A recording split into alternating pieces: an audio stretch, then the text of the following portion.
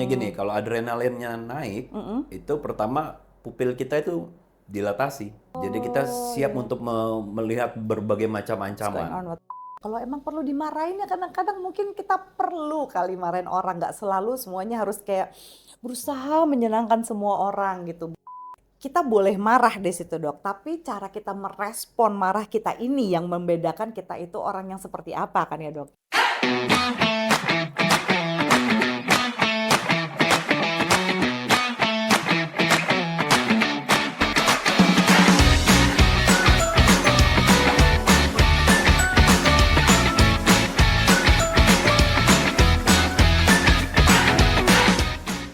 Salam damai jiwa, selamat datang di A to Z Damai Jiwa, podcast persembahan RSK Jiwa Dharma Wangsa. Perkenalkan, saya Dr. Aswin Kandau, saya psikiater yang berpraktek di RSK Dharma Wangsa. Dan saya Zoya Amirin, saya adalah psikolog klinis yang juga berpraktek di RSK Jiwa Dharma Wangsa. Dalam A to Z Damai Jiwa, kita akan mengupas tuntas berbagai hal yang berhubungan dengan jalan menuju jiwa yang damai. Nah, hari ini kita juga akan memulai seri baru yang membahas bagian dari emosi. Nah, ini adalah emosi yang sangat kuat, yang bisa membangun sekaligus menghancurkan. Namanya amarah. Kita semua masih ingat insiden tandukan Zainuddin Zidane. Itu kayaknya nggak bisa lupa ya dok ya. Susah move on. Padahal itu tahun 2006. Wow. Ya, itu momen ikonik kan, seorang legend di final dia kehilangan kendali karena provokasi verbal dari penjaganya. Ya, gitu. Waktu itu Perancis ngelawan Italia, ya mungkin teman-teman masih inget semua ya. Itu pada waktu itu, terus apalagi tuh yang terjadi ya. Harusnya dia mendapatkan sepatu emas kalau nggak salah ya dok, harusnya tahun itu. That close. That close. That close. Gara-gara masalah provokasi gitu, jadi dia malah makin jadi nggak jadi dapat dan bahkan nggak menang Perancis waktu itu ya dok. Iya. Gitu. Nah sebenarnya apa yang terjadi sih? Apakah amarah itu adalah musuh yang harus ditekan gitu? Atau dia sebenarnya justru kawan yang membawa pesan? Nah mungkin di episode pertama ini kita mulai dari dasar kali ya dok ya. Ya. Sebenarnya apa sih itu amarah gitu? Kita akan juga belajar mengenai kenapa tubuh kita segitu hebatnya bereaksi terhadap yang namanya amarah itu ketika kita merasakan ya dok. Ya. Ya, sebelum kita menyelam lebih dalam soal amarah, tapi kita mungkin mesti bicara soal amarah itu apa sih? Amarah itu emosi. Dalam kehidupan manusia itu ada emosi, ada mood, ada temperament sebetulnya. Nah, kita mesti paham dulu ya. Pertama adalah mengenai emosi. Emosi itu sebetulnya adalah perasaan yang kita rasakan sesudah mengalami sesuatu. Oke, misalnya Contoh misalnya kita baru kehilangan paspor saat kita lagi traveling. Aduh. Tentu saja biasanya emosi yang muncul pertama adalah takut. Takut lah. Bagaimana nih? Mesti mengurusnya bagaimana, kemana dan segala macam. Nah itu takut itu adalah emosi. Emosi. Ya. Contoh lain, misalnya mobil kita senggol orang, misalnya, ya marah, gitu ya. Nah marah itu emotion, reaksi sesaat begitu mengalami sesuatu. Begitu juga dengan misalnya kita menang undian, misalnya anggap aja dapat smartphone terbaru, tercanggih, yang paling canggih kekinian, seneng, excited, gitu. Ya, nah itu kan kita senang. Ya itulah reaksi emosi kita pada saat baru mengalami sesuatu, itulah. Oke, nah, jadi lebih sesaat gitu ya dok ya. Kalau mood? Nah kalau mood itu versi yang lebih panjang dari emotion sebetulnya. Jadi kalau misalnya paginya kita dapat undian smartphone, ya kemungkinan besar sepanjang hari itu ya kita juga mood kita juga jadi baik. Jadi baik, oke. Karena diawali dengan baik dan itu it lasts untuk sehari lah misalnya. Itu mood. Jadi ibaratnya kalau mau disamakan, kalau emotion itu adalah kita difoto at satu momen aja, gitu. Nah kalau mood itu kita divideokan sepanjang hari. Seret gitu, dan video of the day, ngapain aja. Terlihat bahwa dari kita mulai terima berita bahwa kita menang, terus hari itu kayaknya kita bawanya happy aja terus Warna gitu. videonya mungkin cerah Ya, gitu-gitu ya dok ya. gitu. It lasts longer dibanding cuma emotion yang cuma sesaat, gitu. Kalau temperamen dok? Nah, temperamen lebih panjang lagi. Kalau tadi misalnya mood itu adalah emosi kita dalam sehari. Nah, kalau temperamen itu adalah sepanjang hidup kita kira-kira. Oh, oke Ya, oke jadi oke itu oke oke. dimulai dari kita kecil, Dari lahir kayaknya dok ya? ya kira-kira ya sampai saat ini. Itu temperamen artinya. Emosi kita pada umumnya seperti apa. Nah, biasanya yang mengerti adalah orang-orang yang dekat dengan kita dong, gitu. Orang tua kita ngerti bahwa pada dasarnya kita orangnya pendiam, pada dasarnya kita orangnya tidak banyak bicara, yaitu temperament Itu sebetulnya. kayak given gak sih dok? Kan ada tuh baby belum belajar apa-apa kan. Bayi baru lahir ada yang easy child yang kalau digendong sama siapa aja happy gitu. Terus kalau digendong sama ada orang yang ada baby yang kalau digendong sama ibunya doang atau sama ayahnya doang dia baru ini kalau sama orang lain nangis. Itu part of temperament ya dok? Iya, jadi ada yang sifatnya nature dari sananya, gitu ya. Ada bayi memang dari kecil udah kelihatan dia tuh riang, Iya, easy gitu. child aja. Tapi ada juga yang dari kecil udah rewel misalnya gitu. Nah itu akhirnya akan bergantung pada bagaimana proses asuhnya, Dibesarkannya ya, kan, make sense. gitu. Nah Kalau itu temperament. Kalau itu kan tadi emosi, mood dan temperamen. Kalau rasa marah sendiri itu apa, Dok? Definisi marah nih unik ya sebetulnya. Kenapa? Karena semua orang punya versinya masing-masing. Kalau Iya marah tuh apa sih yang kan? saya rasakan? Tapi kalau mau disederhanakan kira-kira gini. Pertama adalah marah itu adalah sebuah emosi yang kuat. Ah, A strong emotion dikatakan gitu. Yang muncul pada saat kita habis mengalami sesuatu yang memang membuat kita terluka, ya, tersakiti, terancam gitu. Jadi itu violated lah ya, Dok ya ya istilahnya. betul. Nah, emosi itu dicirikan oleh biasanya oleh rasa yang tegang. Nggak ada orang lagi marah terus dia relax itu kan nggak ya. Memang dia tegang. Tegang dan kemudian eh, mudah kesal. Dan ada dorongan untuk melakukan kekerasan biasanya. Tapi bisa nggak sih dok, orang tuh kayak misalnya lagi marah, tapi dia mau pura-pura nggak marah ya, ada kan? Ini bukan nyindir ya, by the way sobat jiwa. Ada yang dia mau pura-pura nggak marah, terus dia kayak senyum gitu. Mungkin nggak sih untuk emosi yang strong ini, ya bukan strong lagi, strong ini, sekuat ini, terus orang bisa pura-pura marah gitu mungkin ya dok? Ya ada tergantung orangnya kalau menurut saya gitu. Ada orang yang hatinya panas tapi masih bisa senyum, tapi dalam hati awas nih nanti saya kasih pelajaran gitu ya. Kayaknya, Ada yang bisa kayaknya aku nggak begitu. bisa deh dok. Kayaknya keluar kayak Itu saya gitu. punya istilahnya tuh. Kalau itu saya suka sebutnya istilahnya open book. Jadi open book tuh artinya apa yang kamu rasakan itu keluar di wajahnya, Ada nggak bisa di muka, bohong. agak-agak susah gitu. Gitu. Biasanya memang kayak gitu ya. Ya. Makanya, Oke, ya. nah kalau kita udah tahu definisi amarah, nah kita juga sebenarnya perlu mengerti sebetulnya amarah itu ada diferensiasinya, gitu.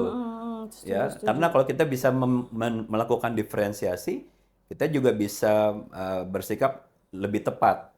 Ya, Mungkin ya. Zoya bisa kasih Oh iya, bayangan seperti apa tuh diferensiasi kira-kira tuh kalau amarah? diferensiasi emosi yang biasanya aku sering ngobrolin ke klien-klien aku ya, or even ke diri aku sendiri, adalah memberikan label sama emosi, Dok. Jadi kayak misalnya gini, karena saya percaya sesuatu yang bisa kita ketahui, kita juga bisa cari solusinya atau kita bisa mensikapinya dengan lebih bijak gitu kan. Ya, Seperti teori kecerdasan emosinya Daniel Goleman gitu ya.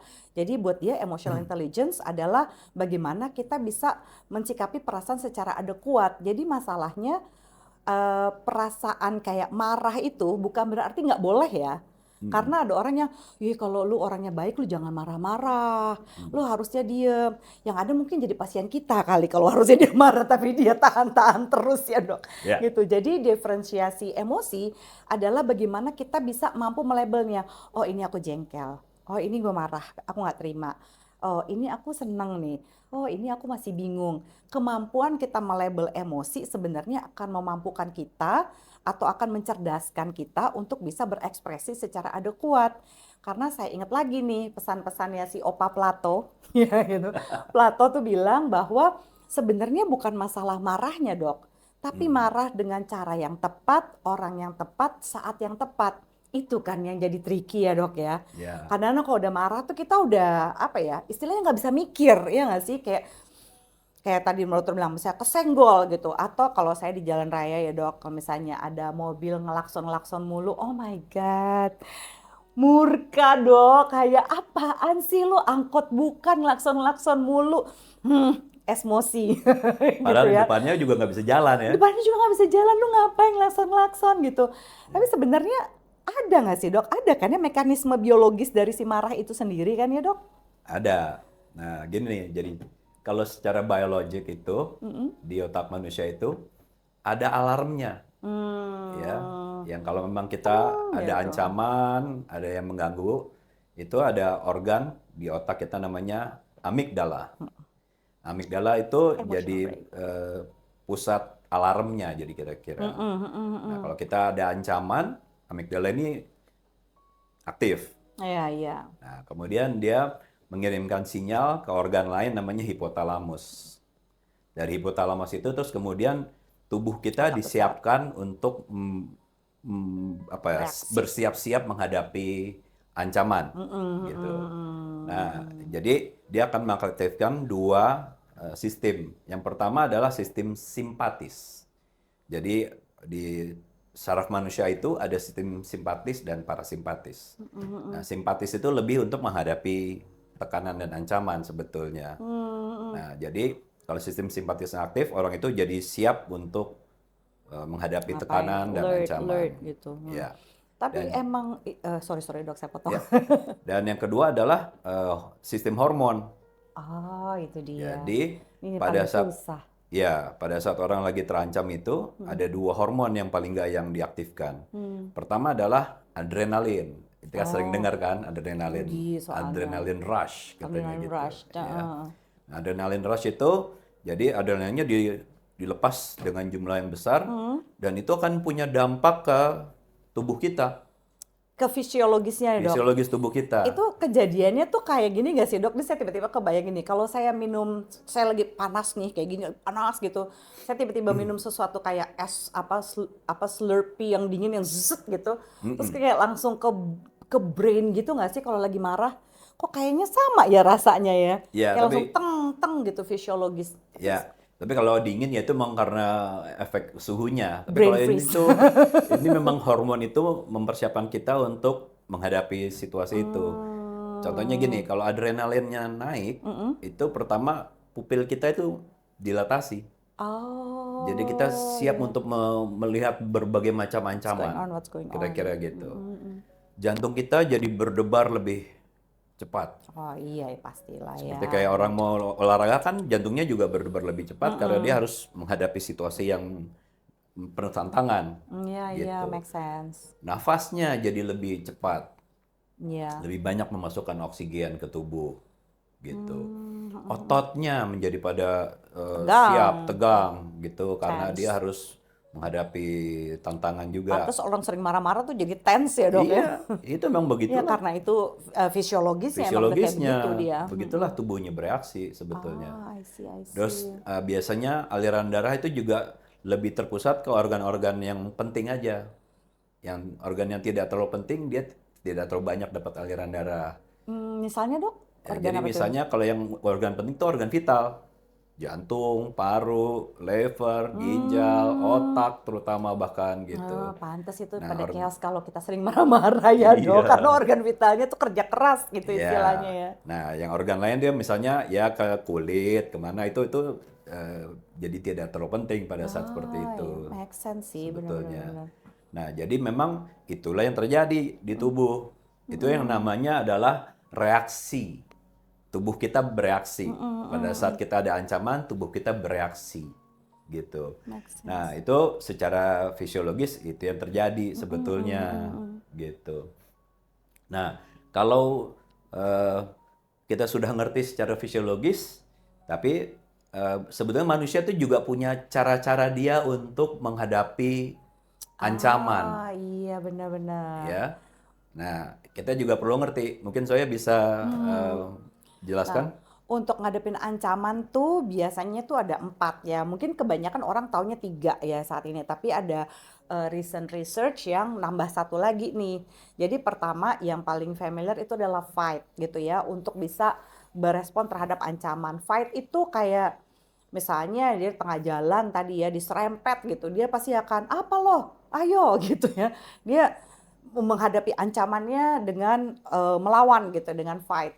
Terus yang kedua itu bisa jadi adalah flight gitu ya. Flight itu biasanya dia ya udahlah gitu orangnya mungkin lagi stres kali ya, lagi apa gitu ya dok. Jadi dia berusaha untuk mm, berusaha sedemikian rupa untuk menghindari dulu deh gitu. Nah kalau freeze ya biasanya ketika menghadapi ancaman dia butuh waktu lebih lama untuk memproses gitu. Ada beberapa orang yang bahkan sampai terjadi dalam kasus ekstrim itu terjadi tonic immobility atau dia nggak bisa ngapa-ngapain gitu, diem aja gitu tonic immobility kayak ya nggak melawan gitu ya. Sebenarnya tonic immobility lebih familiar pada hewan ya, hewan juga begitu kan. Ya, ya. Ketika mendapat serangan dia nggak bisa ngapa-ngapain gitu, makanya amit-amit ya ketika ada orang yang misalnya mendapatkan pelecehan seksual, apalagi perkosaan itu kita harus berempati, nggak bisa dengan bilang kenapa lu nggak lawan.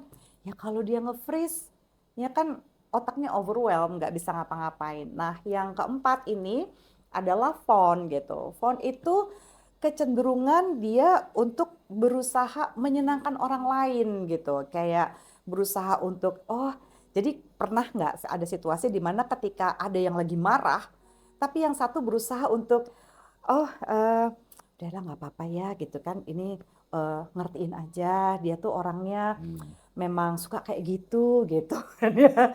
Padahal ya kadang-kadang kalau seperti kalau kata Plato tadi ya kalau emang perlu dimarahin ya kadang-kadang mungkin kita perlu kali marahin orang, nggak selalu semuanya harus kayak berusaha menyenangkan semua orang gitu, berusaha membuat udah deh kita harmonis-harmonis aja deh, nah kayak gitu-gitu. Jadi sebenarnya kita juga harus bisa memahami rasa terancam ini ya dari 4 hal ini supaya mungkin kita bisa memahami respon ya. Jadi kita tidak cuma bereaksi dok, katanya kalau yang bijaksana itu kita bisa merespon hal-hal yang kita rasakan dari reaksi-reaksi fisiologis kita gitu. Gimana dok? Ya, jadi sebenarnya ada dua aspek besar kalau kita merasa terancam. Pertama adalah reaksi tubuh kita. Tadi itu yang saya bilang tadi ada sistem simpatis, hormon, terus tubuh dilatasi pupil, itu kan reaksi tubuh. Iya, iya. Which is itu semua orang akan mengalaminya sama, generic. Semua orang akan mengalami That's very seperti human itu. lah ya dok ya. Iya, ya basically itu human It's begitu. human. Gitu. Nah, tapi kita juga terus mesti memahami pada saat orang marah dan dia merasakan reaksi tubuhnya, dia akan bereaksi juga terhadap ancamannya. That's Nah, right. itu yang namanya respons. Ya. Nah, respons yang tadi itu fight, flight, freeze atau fawn. Kalau kita mau tarik lagi ke insidennya Zidane dengan Materazzi, itu kan dari prosesnya kan kita lihat bahwa dia tuh sepanjang game itu dia sudah diprovokasi terus. Udah banter sebenarnya gitu kan, udah diprovokasi. Saya inget ya dok nih, correct me if I'm wrong. Saya ingetnya waktu itu kan posisi Zidane agak ke depan ya dok. Ya. Materazzi di belakang kan. Terus entahlah dia ngoceh-ngoceh apa, Zidane tuh berdiri itu sudah gini kan dok. Set, ya kan. 1. Cet, 2. Terus nggak ada yang ketiga, shock banget tiba-tiba gubrak nanduk kan, duar gitu. Jadi sebenarnya ketika dia diprovokasi itu pasti ada reaksi marah dong dok. Ya. Ya kan.